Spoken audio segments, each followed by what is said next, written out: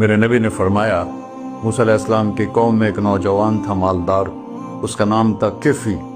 روزانہ نئی لڑکی لاتا تھا، رات کو روزانہ نئی لڑکی اس کے کمرے میں آتی تھی۔ ایک رات ایک ایسی حسین لڑکی تھی، اس کے لیے 60 دینار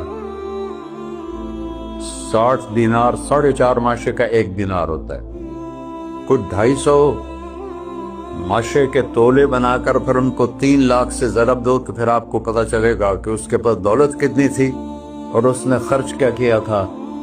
تو جب وہ کمرے میں آیا تو اس نے دیکھا وہ لڑکی رو رہی تھی۔ تو کفل نے کہا میں زبردستی تو نہیں لایا،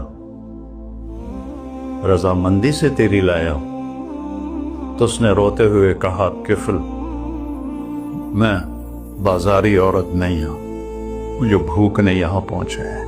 کفل نے جب اس کے آنسو دیکھے تو اس کو بھی رونا آ گیا، کہنے لگا تو میری بہن ہے، اسی عزت سے واپس چلی جا، پیسے بھی لے جا اور میرے لیے دعا کر، میں انسان نہیں ہوں، اللہ مجھے معاف کر دے۔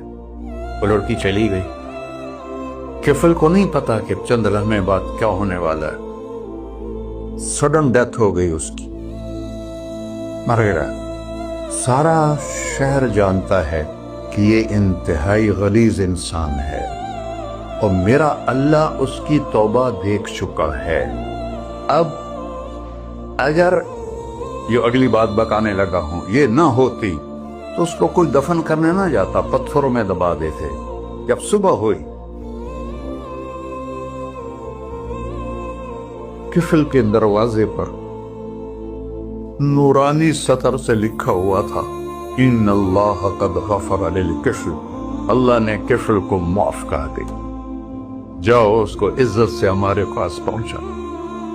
بتاؤ اس اللہ سے معاملہ کرنا کتنا آسان ہے۔ وہ سارے خزانوں کا مالک ہے، اس کے بتائے ہوئے طریقے کو چھوڑ کر ہم کہتے ہیں کہ کام بنے گا اور اس کی بتائی ہوئی لائن پر کہتے ہیں کام نہیں بنے گا۔